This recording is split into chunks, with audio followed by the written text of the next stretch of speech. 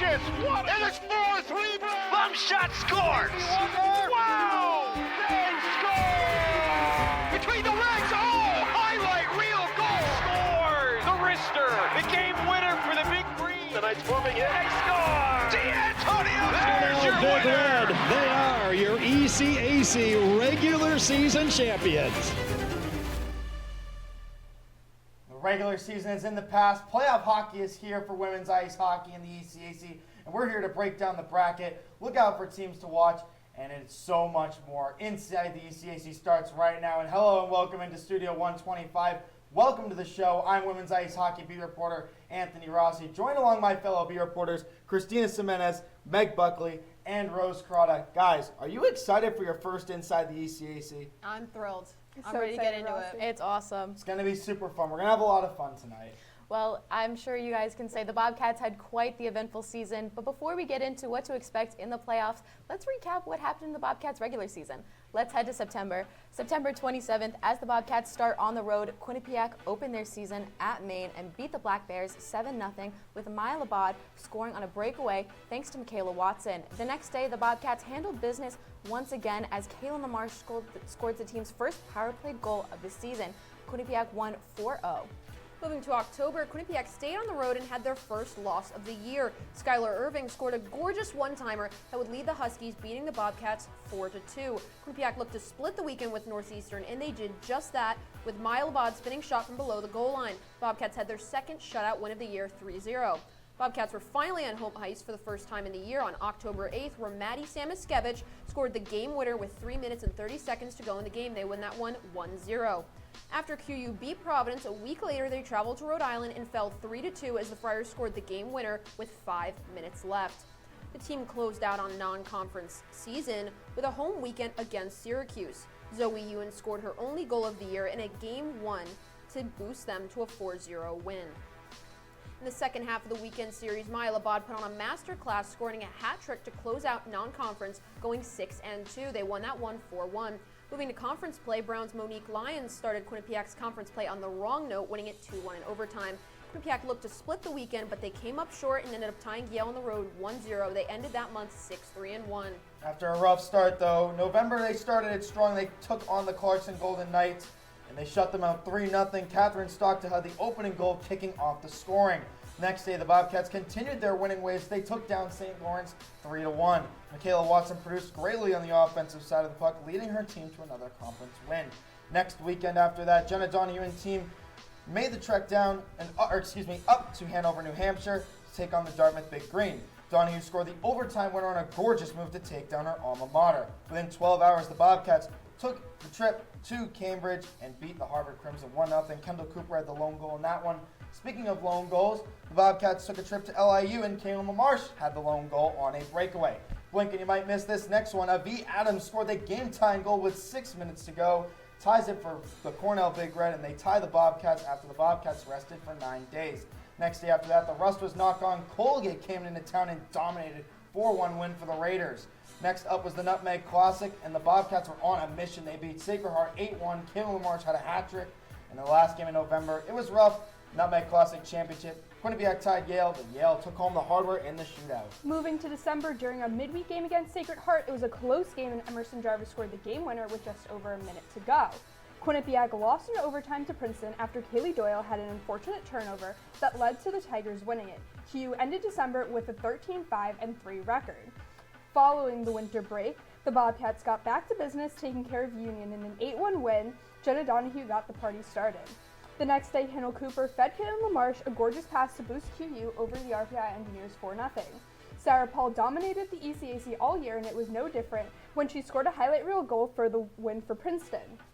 January 17th at Colgate, the Bobcats got on the buses and went to Colgate and lost 4-2 even after QU was ahead 2-1 with 4 minutes left in the second. Jenna Donahue scored QU's lone goal in the 4-1 loss against the Big Red. The highlight reel goal of the year came from Kayla Lamarche, who scored an amazing goal to beat Yale 2-1. That is a SportsCenter top 10 goal as well. It was a 0-0 game through regulation, but the Bobcats prevailed in the shootout thanks to Kaylee Doyle's masterclass. QU won in the shootout in 11 rounds. January 31st versus Harvard, You have to Sully first, though. Kendall Cooper continued to produce for the Bobcats, scoring the game-winning goal against Harvard. Record at the end of January was 17, 8, and 4.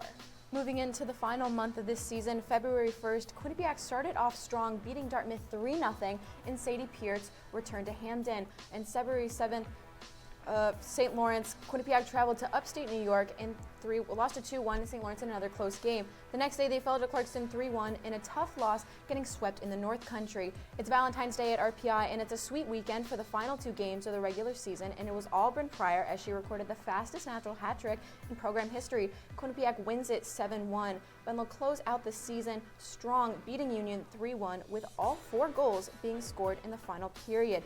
The final record for the Bobcats will be 20, 10, and 4. Now that the regular season standings are set in stone, let's take one more look. Cornell sits at the top after only losing 2 conference games in regulation. Colgate, St. Lawrence, and Clarkson round out the top 4. Quinnipiac sits in 5th with an 11-8-3 conference record. Bobcats finished the second half of the season going 7-5-1. Yale, Princeton, and Brown close out the top 8. Bottom 4 teams are Union, RPI, Dartmouth, and Harvard. Bobcats will play Harvard in the first round of the ECAC playoffs.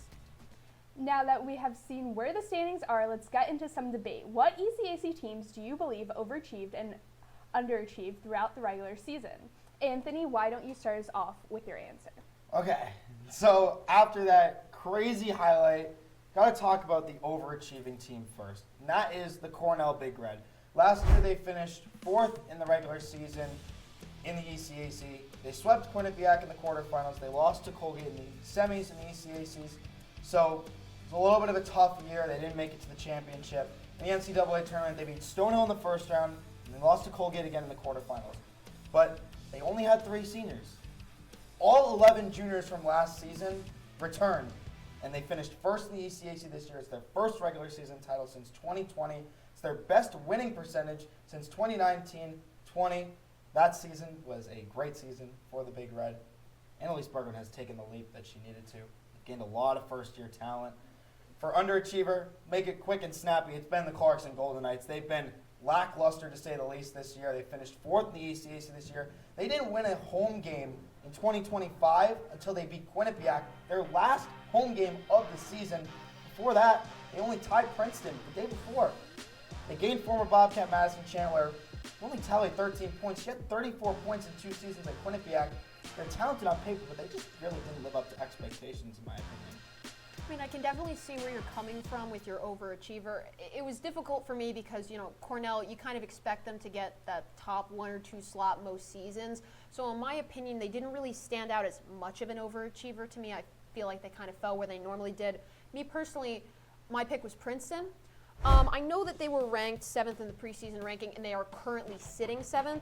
But, in their 2023 to 24 season, they went 14, 12, and 6. And with how good some of the other teams have been this year, I'm honestly surprised that they were able to hold the ranking that they have at this moment.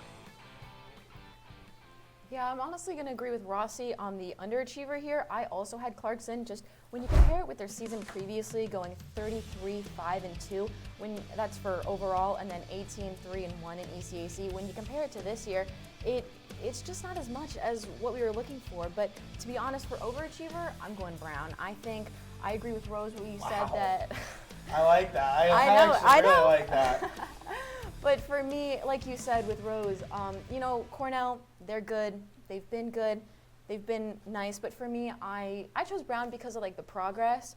For last season, their record was 7, 12, and 3 in ECAC, and now it's 9, 10, and 3 for this year. Now, obviously, would you like to be positive? Yes, but I think progress is progress, and it starts somewhere, and I think, Brown's done a good job. I agree what you said about progress is progress, and for my overachiever, I actually picked Union because they've had the best season in program history. Although their conference record was 8-14-0, their overall record was 12-21-1. They beat Cornell, the first team in the conference, in Ithaca 3-2. So, I agree with what you said, Meg. Progress is progress, and Union had a pretty good season this year compared to their previous ones. And for my underachiever, I actually went with Harvard because they were the last in the conference after being the middle in the pack the past couple of seasons. Their conference record was 1-20-1. their overall being 2-24-2, and their last win was on November 1st versus Yale, which was a 5-1 win. That's pretty tough. They're not a team to overlook, though, as they've played Quinnipiac to win both games this entire year.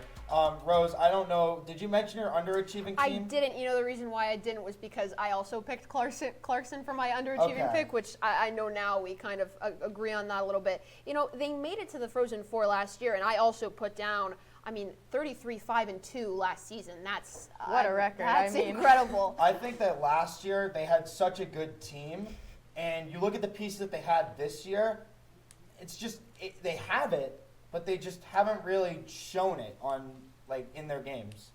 But I like the Union pick for overachiever. I'm shocked that that's their best record in program history. That was not on my sheet, actually. Yeah, that's surprising, but that's a really good pick. I like that one. Yeah, I feel like we kind of went in the same direction with that, Meg. All right, so I think it's time to move on. So let's take a quick preview of the playoff bracket. The first 4 seeds receive a first-round bye, that being Cornell, Colgate, St. Lawrence, and Clarkson. In the first round, Quinnipiac will host Harvard, Brown will host Union, Princeton will host RPI, Yale will host Dartmouth. All first-round matchups will be played this weekend, and next weekend will be the quarterfinals, which are the best of 3-game series. It's back to 1-game series the rest of the way. The semifinal on March 7th and the championship on March 8th. The highest remaining seed will host the semifinals and the finals, so a little bit of home field or home ice advantage for those teams. So, the bracket looks pretty interesting. I'm excited to get into our predictions. Yeah. That's what I'm most excited for. That's right. I know we'll be getting into our predictions later on in the show, but with the bracket previewed, what team do you think you could be considered a dark horse to leg out for? Rose, who's your dark horse team? So I'm pretty excited about my answer. I think it's a little bit different than what people might think, but I have RPI down. RPI, they beat. Hey, hear me out. Let's. What? Hey, let me cook. I'm waiting. They beat Colgate. I know we've all been talking about this. They beat Colgate 3-2 in overtime, which for a team like RPI, that I can't imagine the energy that gave them. Not to mention, based on the seeds, they are going to be playing Princeton, who they just beat over the weekend, 4-3. They lost to Princeton earlier in the season, 2-7, and I know that their record isn't that great this year, but it is really crazy sometimes what a team can do with momentum, especially when they just beat the team that they're playing again in the playoffs. And I'm really hoping that they take that and they run with it, because obviously I know that a team like Princeton might be an easy choice for a dark horse team, but at this point I think that they've showed that they're good enough. RPI, they've struggled this season, but I think they're going to step it up in the playoffs, and I can see it happening. I went the complete opposite of you. I went Princeton. I went the easy answer. Well, there you go. I've been talking about it all week. You guys knew that this was coming. Princeton, in my opinion, can be the best team in the conference come the next 2 years. They have a very, very talented first year, Mackenzie Alexander. Don't know if you know about her. She's very, very good. Izzy Wonder, Sarah Paul. We mentioned in the highlights, Sarah Paul has been very consistent throughout the entire year. Izzy Wonder was a dominant force my freshman year. She was also a freshman when I was a freshman, and I was like, okay, this is going to get pretty good. And she has been the star-studded talent that everybody knew that she was going to be. And the biggest thing is their matchup against Quinnipiac. They beat Quinnipiac both times that they matched up against them. This is the first time that they beat Quinnipiac both times, or every single time that they've matched up against them, since 2018-19. They beat Quinnipiac in back-to-back games. This year, they had a month apart from those games. They beat Union in overtime. They did lose to RPI, like you mentioned. I'm just saying, you're saying they beat Quinnipiac, but did they beat RPI? RPI played them, and all those good players you're talking about, they were in for that game, and, they still lost. You have to remember, though, the game before that was the overtime game. They do not get a break after that, and that's an argument that we're going to hear throughout this entire thing, is that back-to-back games are going to cost teams losses. So I'm excited to see what you guys have. I'm going to have to jump in here at Rossi's defense. I also had Princeton. It's like you took the stats right off my iPad. But, as we head into playoffs, I think you're going to have that home field advantage since they're hosting RPI. And I think that can, like you said, keep that morale high. They're going to really use that, especially if fans come. Like you said, with Mackenzie Alexander having 7 awards between Rookie of the Week, Rookie of the Month, with the team totaling 11. I just think I mean, I don't think RPI is a bad pick. I'm sure RPI is ready to send those fans home sad. That's all I can say. I mean, you got to give Puckman some birthday gift since they lost. Is that what their mascot's name is? Yeah, Puckman. I have a friend who goes to RPI. It was his birthday the other day when they lost to Quinnipiac for the men's side. That's tough. But I don't know. You know, I really wanted to pick Princeton as my dark horse, but I'm going to have to back my earlier pick with Union as my overachiever. This, like I said, this was their best season in program history, and actually a fun fact is their victory over Cornell was their first win over a top 10 team in program history. Wow. So, and they also had the 4th power play in the ECAC this season. So I feel like they have a lot of really good like stats going into this playoffs that they could really build upon, and they could I think that they have a really good chance of defeating Brown in the first round, and then even seeing where that goes from there. I think they have a. I'm sorry to jump in. I think go that they ahead. have a good chance of beating Brown. I think the only way that they can beat Brown is that they get by Rory Edwards, because I think Rory Edwards is one of the best goalies in the entire ECAC. Brown, for some reason, is always good at developing goaltenders. Kaylee Doyle transferred to Quinnipiac. Where was she before that? Brown. Rory Edwards is the goalie at Brown right now. She's been really, really good this year. She's won ECAC Goalie of the Month, I'm pretty sure, and a couple Goalie of the Weeks. So Brown is a great team. I think that Union may be riding the high off this year. They could beat them, but I think that Brown might beat Union in that first round. A little bit of spoiler for my next pick. I can't argue with her on this pick. I feel like we have to stick together here as the outsiders of the whole Princeton pick. But I'll end with that. We need to take a sip of water here at the desk, so it's time for our first break of the show. But when we return, we will be going in depth on the first round. So stick with us.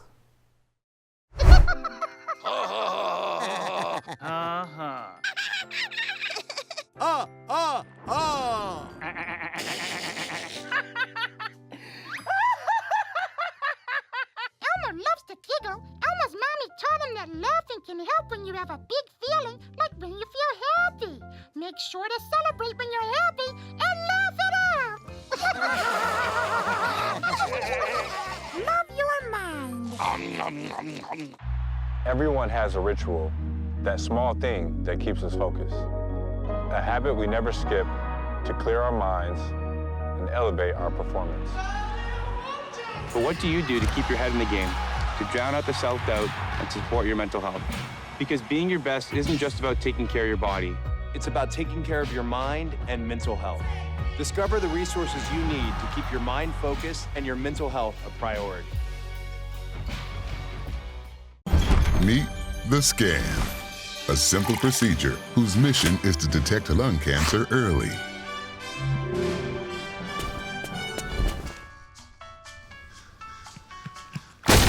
I'm here to save you. But I feel fine. That's great, but you may still be at high risk for lung cancer.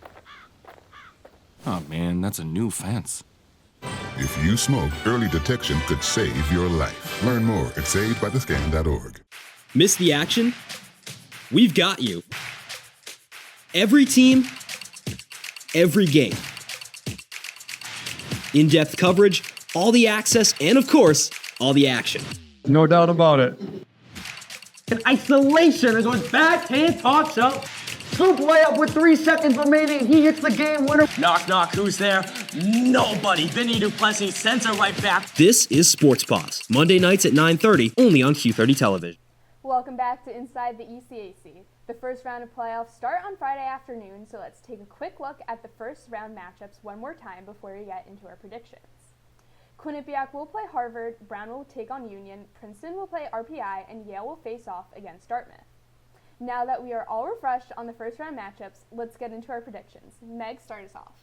Well, for mine, for QU versus Harvard, I have two answers. Either Quinnipiac's going to win both of them, but it's either going to be 1-0 or 6-1. Now, I feel like a lot of people are going to want to go with the latter just because of what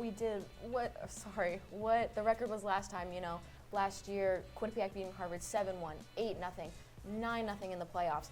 But, you know, the 2024-2025 results haven't been like that. You know, we've mentioned that Quinnipiac's only been beating them 1-0 and 2-1. You know, I I can't say Harvard's going to win, but, I can't say they're not going to put up a fight, And then for Yale versus Dartmouth, I have Yale winning on 4-2. I think, Yale was really neck and neck with Quinnipiac in the standings for a while. I think, they both not play similarly, but they've had similar results.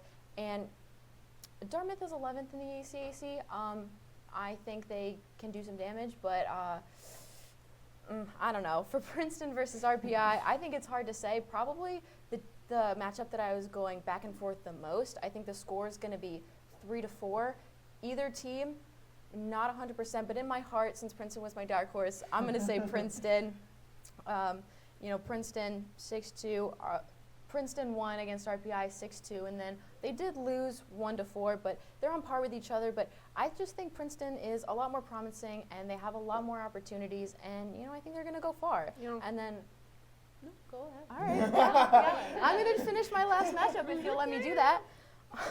And then for Brown versus Union, sorry Christina, but I have Brown winning this 3-0. I think, even though they lost, I think they're the type of team to really have some tricks up their sleeve. I think Brown, like Rossi was saying, Rory Edwards is an amazing goalie. I think they have a few tricks up their sleeve. I think they can pull something off. Do I think they'll go much further than that? We'll have to see. But those are my first round predictions. Do you want to say something? Well, now I was going to disagree with the Princeton, but now I'm also going to disagree with the Brown. I'm going to continue to support Christina here on that Union pick. Union beat Brown in both of their regular season matchups. I'm sure you had that written down as well. I did have that written down. No, not you, her. But, Oh, okay. No, but I could see Union stepping up for this one. Doesn't mean it'll happen. Oh, well, that's fine. Then we'll continue on to the Princeton and RPI as well. Obviously, RPI is my dark horse. Okay. I can see them taking that momentum, that 4-3 win, and doing it again, just over again. And I honestly, I know, Rossi, I see you across the table. I know you're going to kill me on that one. Sliding back up, I also have Yale winning against Dartmouth. Dartmouth lost to Yale in both of their games during the regular season. It went 5-20-3 overall. I mean, I don't see them going very far in the playoffs at all. And then finally, QE to Harvard. I thought the same thing about that 1-0 win, mostly because Quinnipiac really just hasn't been producing enough. So I definitely think that, Harvard hasn't won an ECAC game since November 1st. I think it's going to be a tight win, but a win nonetheless for Quinnipiac. We see eye to eye on that. Yeah, of course. Too. Your turn. I'm going to agree with Rose for a lot of that. So I think Quinnipiac is definitely going to beat Harvard in the first round. I think it's either going to be a blowout for Quinnipiac, or it's going to be close, as Meg said. I'm also going to say that Yale is going to beat Dartmouth. They, like Rose said, they beat them twice during the regular season. So I just think it's probably going to be a low-scoring, close game, but I think Yale will ultimately beat Dartmouth. And I'm also going to say that Princeton is going to beat RPI. I'll agree with Meg on that one. I think that Princeton has a lot of potential, and that they're going to go far, in the future. And obviously Union is my dark horse, so I'm going to say that they are going to beat Brown. I think it's going to be a close game, but I think Union is going to put up a fight and ultimately win the game. Kind of sad you didn't support me there. But that's fine. I think we're all in agreement that Union's going to be Brown, right, guys? So I think that Union-Brown game is going to double overtime. I don't think it's going to go to just normal overtime. It's going to go to double overtime. I think Union's going to pull that one out. It's a very, very close matchup. I think, calling it right now, Stephanie Bork overtime winner in the double overtime. That is a prediction that hopefully I'm right on. We'll see about that one. But we'll go pretty quickly on the other ones. Princeton's going to dismantle RPI, in my opinion. I don't see a world where Izzy Wonder and Sarah Paul do not have their way. That's my world, Rossi. That's my world. I don't see that world right now. It's the vision of Rossi's world right now. Talking about the Yale and Dartmouth game, I think Yale is going to beat Dartmouth. That game is going to go into overtime. I think Dartmouth's goaltender, Mikhail Hasova, is going to be a very big factor for the Big Green. They don't really have a lot of offensive production for Dartmouth, though. That's their one struggle. If they can get that offensive production on the big green, but not right now. Quinnipiac, though, Harvard, it's going to be a lot closer than people think. I see on Christina's iPad, she says blowout. No chance that game is going to be a blowout. I think that game is going to be very, very close. Maybe an overtime game. I don't think it will, but I think Quinnipiac is probably going to win that game by 2. All right, so those were some crazy takes from you guys. I'm not even going to lie. Those were insane. But time to get more player focused. What player in the tournament do you think is going to be the most underrated or impactful player? Christina, let's hear it.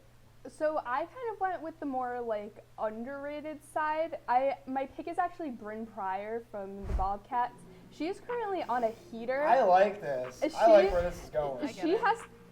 She definitely has to score more goals for Quinnipiac going into the playoffs for them to succeed and move on through the rounds. And she was forward of the week last week with 4 goals, 1 assist against RPI and Union. She had her first NCAA hat trick against RPI, and she was the highest scoring first year on the team with 8 goals, 8 assists, and 16 points on the season. I really like that take. I think that's really good, and I'm agreeing with you. I'm staying more on the underrated side, and going back to that Princeton RPI 3-4 game, who's going to win it? So I picked Jennifer Olnowicz. She is the Princeton goalie, and I think she's going to be a key player because I think she is really going to be a deciding factor for that game, who's going to advance. She has 655 saves, and her save percentage has really grown in her years with the Tigers, going from .884 to now .914. So I think she's been, I guess a really theme for me has just been growing a lot, and I think she can do some great things, and you may put the Tigers ahead. I'm going to hold my tongue again on that RPI Princeton game. Again, I think you're all a little crazy. Me personally, I picked Ann Trukowski from Clarkson. She has 15 goals, 25 assists for 40 points. She's also plus 18 on ice.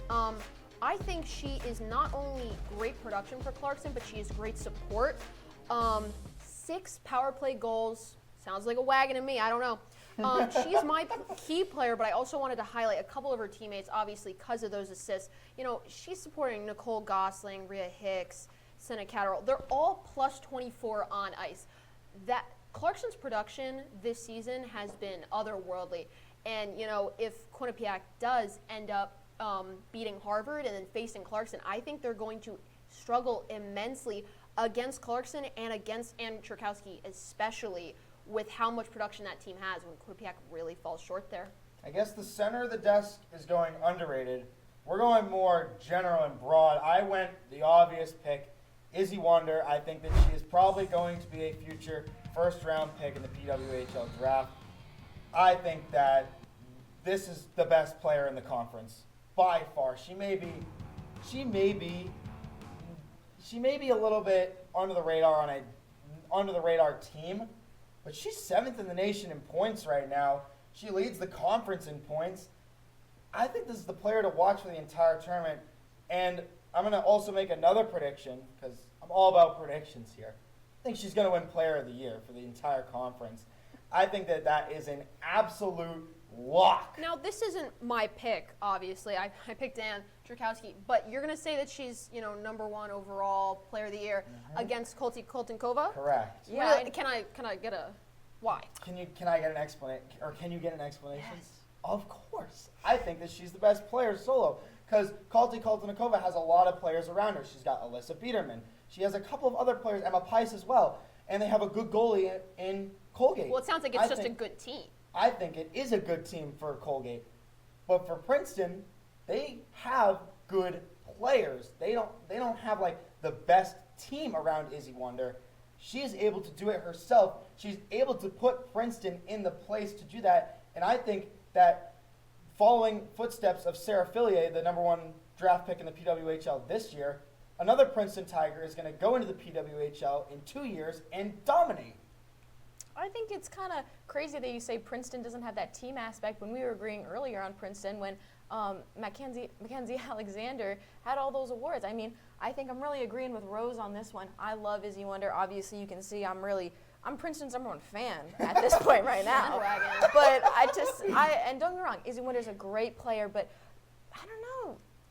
Colton Kova, I'm signing with Rose on this one. You know, we went for that underrated, and I know I can't say that too much because I went with Strakowski, but like, if you're making a lot of high claims here, I don't know. I really do think this, and this is not just me throwing it out here for the show. I think that Izzy Wonder is going to be a very, very good player. Well, the first round predictions are behind us, but there is still more to get into, as when we return, we'll give our full bracket predictions and the path to success for the Bobcats. We'll be back in 90 seconds. Every day, thousands of kids start vaping, and I can't let this happen to my kid. So if you want to talk to your kids, you have to get it trending.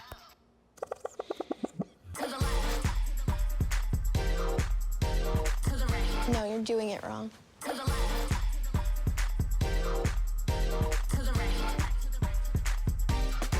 Let's go. Can we talk? Yeah, what's up? Visit talkaboutvaping.org for tips on when and how to have the vape talk. Everyone has a ritual. That small thing we do to keep us focused. But what do you do to keep your head in the game? To drown out the self-doubt and support your mental health.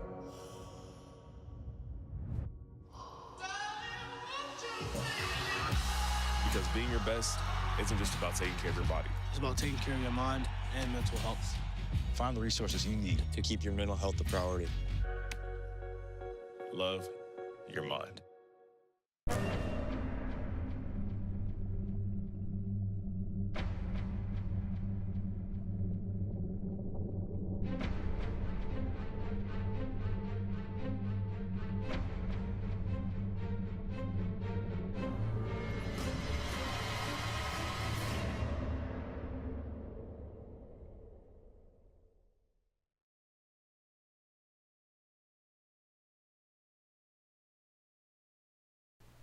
Welcome back to Inside the ECAC. If you're just joining us, I'm Meg Buckley, joined alongside Anthony Rosti, Christina Semenes, and Rose Carrata. Before we give our final brackets, let's talk about some keys for Quinnipiac and their best paths to success. Anthony, how about you start us off? All right, so I mentioned this before the show. I'm going to do a little bit of trivia. So, on the road this season, the Bobcats have not performed well. They're at 8-1. They're really going to struggle at the ranks that they could possibly play at for the #1 seed or the #4 seed. Against Harvard first, though, they need to win that game. That should be first in their minds. They have to win against Harvard. Against Clarkson, they're going to have a tough time to get through their defense. They can do that, though. They'll be just fine. They'll be able to beat Clarkson, maybe. And then against Cornell, though, they're going to have a lot of trouble. Their offense is very quick, very high power. They have good goaltending, solid defense, but they're not impenetrable. So, at Shield Arena in the last 10 seasons, what is the record that Quinnipiac has had? Remind you, there's been 12 games at Shield. Do we get a multiple choice? No. Or, okay, that's great. 12 games. 12 games. It's in the negatives as well. So, like, it's not. They have more losses than they have wins. They went -1. Or no, 12? they have more losses than they have wins at Shield. That's what I thought. I'm gonna take a wild guess and say 9-2-1. Well, I just said it's more losses, but it's I meant 2-9-1. 5-6-1 at Shield Arena in the last 10 seasons. We won't really do we won't do more trivia, but last playoff series between the two was at Shield Arena. Clarkson swept Quinnipiac. Last time that Quinnipiac played at Cornell was last year. The Big Red swept the Bobcats, so both times they've been on the road in a 3-game series against either of the two teams they could possibly play, they got swept. At Lina, they're 5-7 in the last 10 seasons, so even worse than at Shield. So they're a very mediocre road team. We'll see what happens in the games that they could possibly play against Clarkson and Cornell. But they have to be Harvard first, and that's step one. So your path to success is that they need to beat Harvard. They need to beat Harvard, and they need to beat Clarkson in order to make it to the NCAA tournament. Doing the math, they have to make it to the quarterfinals to be able to get into the NCAA tournament. I'm not hearing a lot of road to success, but I'll go with mine. I have specific things that I think that they need to do. Obviously, I said yes, dominate low-level teams. I think that they need a very strong win against Harvard. Regardless of whether it's a one-goal game, we need to see possession. We need to see zone time. I mean, it's just, they have been scoring so few goals. I mentioned it earlier. They need to increase production. It has been incredibly lackluster when it comes to them scoring goals. I think there are a lot of players that need to step up. I mean, Jetta Donahue's great, but she's been quiet in her last 12 games. She had 3 points against RPI, 1 against Cornell. That was it. Tessa Holk, 2 points in her last 10 games. Sophie Urban, 13 games with 0 points. I mean, we need more bottom six production. We have the stars. We know that Kaylin LaMarche is going to score a goal. We know that, even Cooper sometimes. But it's really frustrating to see these bottom six that just really aren't giving the production that Quinnipiac really desperately needs. And it's tough to have a bottom six. Sorry to jump in, but it's tough to have a bottom six. You only have a bottom 5. They're playing with 11 forwards, and they're playing with 8 defense, and then they're having the 3 goalies on the bench. So it's tough to even say that they're going to have bottom 6 production. They need to have more bottom 6 production when you don't even have a bottom 6. And I don't want to cut you off, but talking about the Harvard games, all the games like this past season have been 1-goal games. I agree. I think the possession is important. I also agree with you said, they're not a great road team. I think, the home atmosphere and, the home field advantage really does provide for them. But whether they're home or away, if they're not getting that possession and scoring those goals and coming out hard in that first period to really put the pressure on the other team, it's hard to succeed with that. And, when you're going against these really strong teams like, Colgate and Cornell later in the bracket, you need that. Especially when you don't have when you tied them and you lost to them this past season. Like you said, they're 8-1 on the road. Like, they need to be positive. For my best path to success, I'm kind of going to go off of Rossi, except I'm going to disagree that they need to beat Harvard because they are going to beat Harvard. But I think that they really need to beat Clarkson in Potsdam because on November 1st, they beat Clarkson 3-0 in Hamden, but February 8th lost to Clarkson 3-1 in Potsdam. So I think they're going to have home ice advantage, as you talked about, and it'll be hard to beat them in Potsdam. But if Quinnipiac does, they'll have the confidence and momentum to go even further in the playoffs. Go ahead. I'm going to cut you off. I think I've heard all that I need to hear you say about this question. I think we're actually going to move on to the next one. Okay. Now that we know what Quinnipiac needs to do, let's see if any of us have them hoisting the championship trophy. We each will give our full bracket reveals now, and Christina will start us off. So we've already gone through the opening round picks, so I'm just going to head straight to my quarterfinal picks. So I am going to back my Union Dark Horse pick, and I am going to say that it's going to be a 3-game series, and don't laugh at me, guys, don't laugh at me, but I think that they could beat Cornell. I think they will pull it off. I think that it will be tough games. It will be really close, but I think that Union, especially as Rossi mentioned before, Stephanie Bork, they'll be able to pull it off. They have the best season in program history, and I think that they're going to ride off of that momentum, and they will be able to beat Cornell. Cornell's been one of the most dominant home teams in the entire country, right? Yeah. Well, I'm just trying to back my dark horse. So I think that St. Lawrence is going to beat out Yale in another 3-game series, and Colgate will beat out Princeton, but it will only take them 2 games to beat out Princeton. Sorry, Meg. And that Clarkson will beat Quinnipiac in a 3-game series. I think that it will be really difficult for the Bobcats to beat the Golden Knights, but I think if they could do it, they could go further. And in the semifinals, Clarkson will beat out Union eventually, so that's where their run will die. About time. And I think Colgate will beat St. Lawrence, and then ultimately Colgate will beat Clarkson at home. All right, well, I guess I'll move on to mine.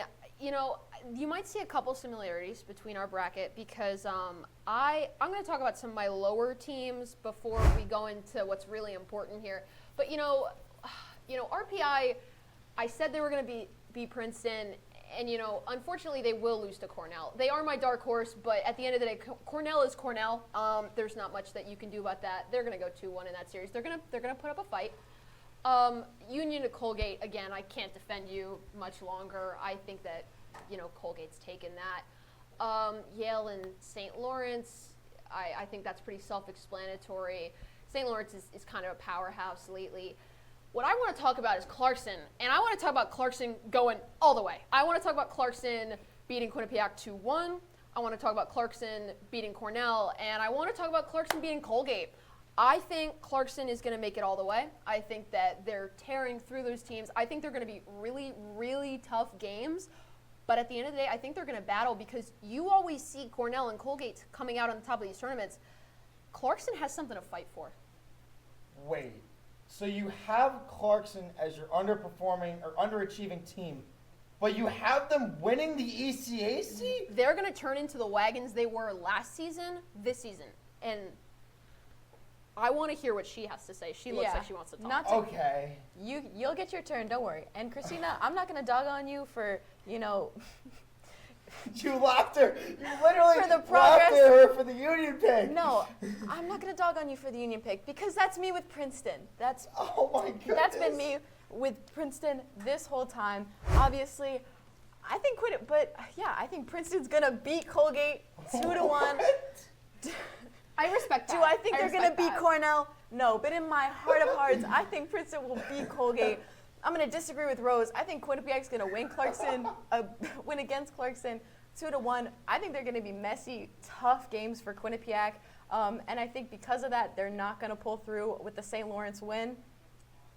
And then for Yale and St. Lawrence, obviously, I'm having St. Lawrence win 2-1. I think Yale, like I said earlier, have them being kind of on par with Quinnipiac, maybe a bit below. Apologies. 2-0 for Yale. But then same thing with Cornell and Brown. Brown's been great. Rory Edwards is great, but Cornell's Cornell, and I'm having them go. Just wait and see. I'm having them go to the championship. I'm having them win that championship. And honestly, I think my bracket's beautiful. I think it speaks for itself. And Princeton, I love you, Princeton. Like an ugly kind of beautiful, you think, maybe? I think. Hey, like so ugly. Beauty is in the eye of the so ugly, beholder. it's cute kind of thing. Is it my turn to speak? Yes, now? it's your turn. Thank you. Let's get the correct predictions up here. Okay, buddy. First of all, first round over, done with. Quarterfinals, Quinnipiac's going to be Clarkson. I said earlier that they struggled in Potsdam, but I think Quinnipiac has it to beat over Clarkson. Clarkson's an underachieving team. I mentioned that. I don't think that they're going to make it to the semifinals. First time you've been right tonight, Rossi. I think that they're not going to make it to the semifinals. They're not going to make it to the NCAA tournament. There is just no path. Union, there's no way they're going to beat Cornell. Cornell so far this year, they're 9-2-1 at home. They're one of the best home teams in the country, like I mentioned. Princeton's going to put up a fight against Colgate, but I think Colgate's got that in the bag. I'm agreeing with Meg. St. Lawrence is going to take down Yale pretty handily. Cornell is going to beat Quinnipiac. Like I mentioned, Cornell is Cornell. They're going to beat Quinnipiac. They beat Quinnipiac the last couple of years in Lina.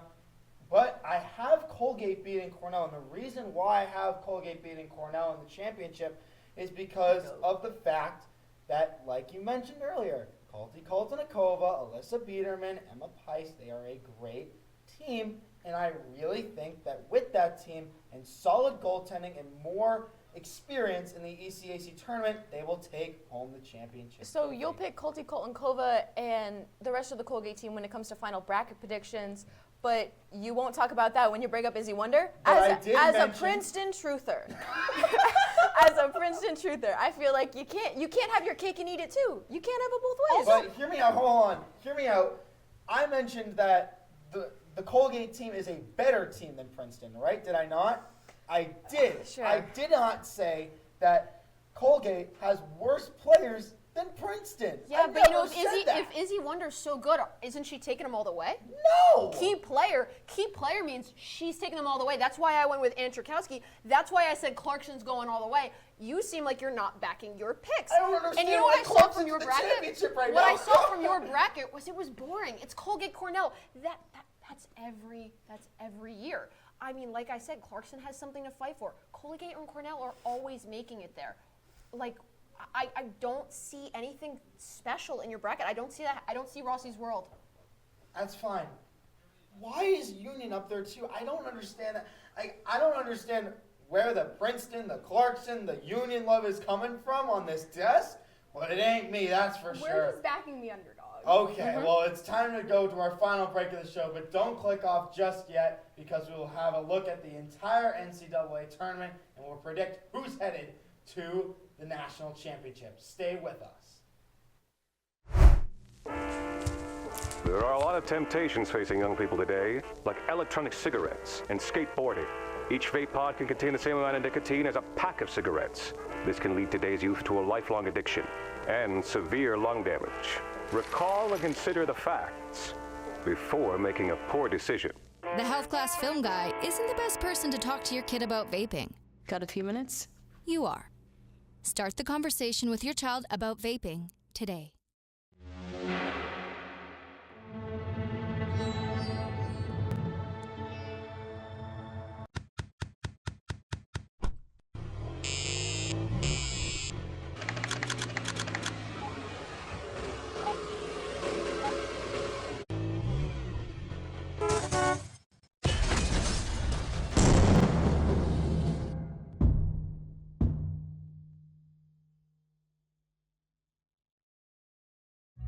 Everyone has a ritual, that small thing to keep us focused. A habit we never skip, to clear our minds and elevate our performance. But what do you do to keep your head in the game? To drown out the self-doubt and support your mental health. Because being your best isn't just about taking care of your body. It's about taking care of your mental health. Discover the resources that you need to keep your mind focused and your mental health a priority. Welcome back inside Studio 125. Well, guys, we've all previewed all of the ECAC, but it's time to look around the nation. But before we get into that, how can Quinnipiac make their first Frozen Four in program history? Christina, start us off. Well, I think Quinnipiac is not making the Frozen Four this year, but I think by continuing to develop young players with talent, Felicia Frank, Bryn Pryor, Kaylin LaMarche, Michaela Watson, that they will be able to make it there in the coming years, possibly. So Pryor was just forward of the week, 4 goals on the weekend, and her first NCAA hat trick against RPI. And LaMarche was the top scorer on the team this season, 13 goals, 18 assists, 31 points. And Felicia Frank has played in 10 games this season as a first year, 7-2-1 record, 4 shutouts, and a .947 save percentage. And Michaela Watson had 3 goals, 11 assists, 14 points, and a +18 plus minus on the season. So I think, by developing these young players further, that they'll be able to get further within both the ECAC and possibly into the NCAA championship. I'll keep mine short because I agree with a lot of what you said, and a lot of what I said was earlier with, what do they need to do, their path to success. Score more, score early. They struggled a lot earlier in the season, really not getting a lot of production in the first 2 periods.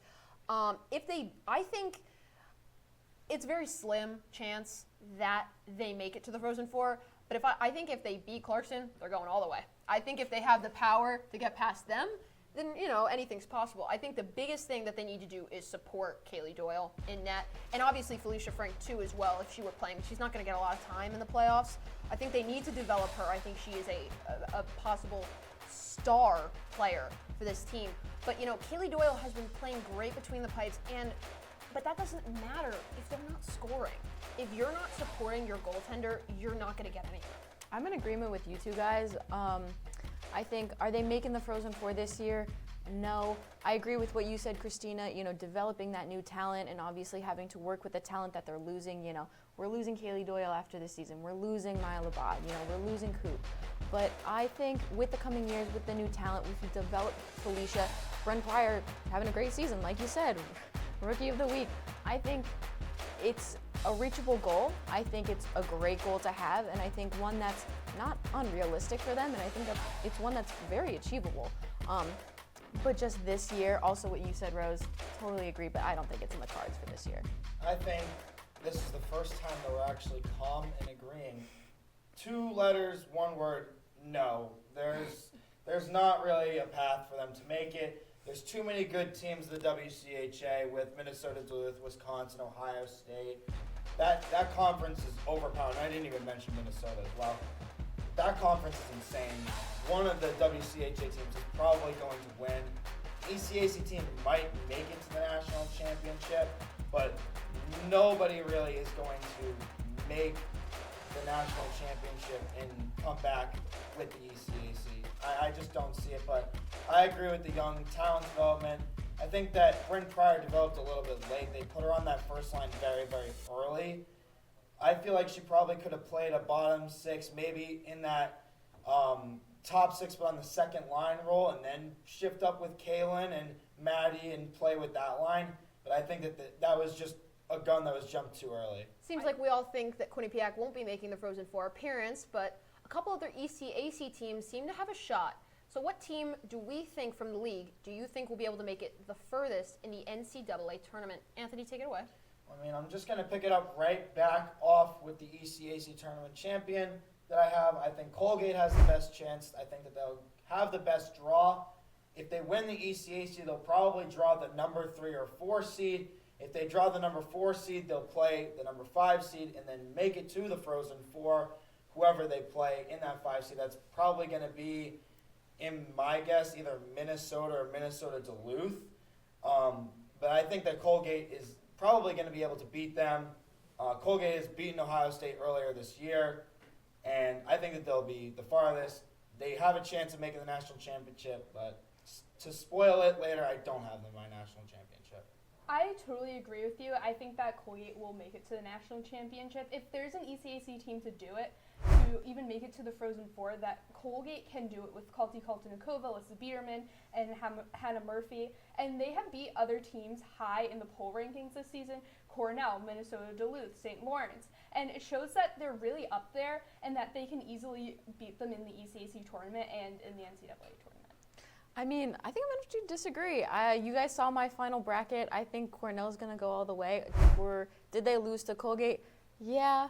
But, you know, being first in the ECAC, I think that's a really great morale booster. Cornell's had a really good season, and I don't know. I think, you know, them hosting, obviously, as we said, you know, home field advantage. We've been talking about that a lot tonight, and I think that can really do some good. What do you have? I'm really glad we went down the table this way because there's definitely kind of a shift. All C teams, but you know Clarkson. I'm sorry. They're a wagon. They were a wagon last year. They're going to be a wagon this year. Colgate and Cornell make it like every year. That's what I said. They're always those top 2 slots. You know, Clarkson has 3 national championships. They made it They made it last year against Wisconsin. Sure, they lost, but they won it again this year. And again, we will see my national prediction soon. But I think Wisconsin at least is making it to that national championship game. And, you know, they're feisty. They want it. They fought for that top 4 spot. They were parring with Quinnipiac for a while. I think that if anybody's going the furthest, it's them. I will stop you there, Rose, for now. We have reached our final question of the show. So with the last question, let's hear who you guys think will be playing in the final game of the season in the national championship game. So I think that the matchup will be Wisconsin versus Colgate. Obviously, Wisconsin, they have been first in the USCHO poll basically all season, receiving all 21st place votes for quite a while. Their record is 29-1-2 overall, which is first in the nation. Their power play is first in the nation, and they have 174 goals in the season, first in the nation. And I think that Colgate will be a team from the ECAC who will make the national championship. They have a 27-2 record, which is third in the nation. Their power play is third, only second to Clarkson. And they have scored 126 goals, which is second in the nation, and 26 of those were scored by Kaltinikova. So I'm gonna show my iPad real quick. It's Ohio State, Wisconsin. It will be a WCA. What a shocker! You pick Ohio State. It literally what a shocker. says "shocker" in the bottom right-hand corner. They have been to the national championship the last 2 years. It's going to do it again. It's going to be Wisconsin that's going to win the national championship. They're number 1 in the pairwise. They're number 1 in the USCHO. I just don't see a world where Wisconsin doesn't make the national championship, especially drawing the number 1 seed. I mean, I think we're all in agreement here. I'm not going to talk too much on Wisconsin. I think everyone believes in Wisconsin. Wisconsin obviously believes in themselves. But for the matchup, I'm bringing an ECAC team. I think Cornell. Obviously, like I said tonight, Princeton's my dark horse. But I think truly to represent the ECAC, I think Cornell can do a good job. I don't know, Wisconsin does seem like an easy pick, but it's not easy if they're the best, right? I mean, I think that's the definition of an easy pick. If they are the best team in the country, they're an easy pick to the national championship. Yeah, but you also just said basically all that same stuff about the two of them. So I mean, exactly. yeah. They're the I feel easy like it's. pick. They're going to go to the national championship. Well, let's hear what Rose has to say. Guys, you're going to be shocked by this. Clarkson? No, it's going to be Clarkson. It's going to be Clarkson. I think that says Wisconsin versus Clarkson. I think that's what it says. What a surprise. I'm pretty sure that's what it says on my iPad. It's pretty sure that's what I wrote down. So we're going to talk What's about this. the running tally of the amount of times you've said Clarkson tonight? I don't know. It might be over 100. Clarkson wants revenge. They played against Wisconsin last year. I told you they are feisty. They want it. Cornell goes to that matchup. They've been there before, and obviously, but they're always there. That's what I'm saying. They're always in par with that. This is these 2 seasons have been lifetime opportunities for Clarkson. I think that this season, they're going to take that momentum. They're going to go. They fought for that 4th spot. I think they should have been higher. I do think they were an underachiever. But in playoffs, I think they're going to get their stuff together. I think they're going to go. And again, I don't see Rossi's world. I don't get it. I think it's going to be an Andrzejkowski masterclass. I just don't see a world where the goaltender of Clarkson isn't Marcel Pesechnik from last year, and they win the entire thing or they could have won the entire thing last year. They had the NCAA's best goalie last year. They had great defense with Nicole Gosling and Haley Wynn. They had Laurence Fournette as well. She's on Quinnipiac now, but she transferred over in the offseason. And they just had a very, very good team last year. They were a much better team. If you told me last year Clarkson's making the national championship, I'd say sure, that's a great pick. This year, not a chance in the world. I think it will either be Wisconsin, Ohio State, or what Christina said, Wisconsin, Colgate. And I just don't see a world where that's not happening. But I think we've had a lot of fun tonight, but that is going to wrap up this special edition of Inside the ECAC. To stay up to date with all of the postseason content that we make sure to follow Q30 Sports on X and Instagram. Thank you, everyone, for working so hard behind the scenes to bring this show to life. For Christina Semenez, Meg Buckley, and Rose Carrata, I'm Anthony Rossi, and have a great rest of your day.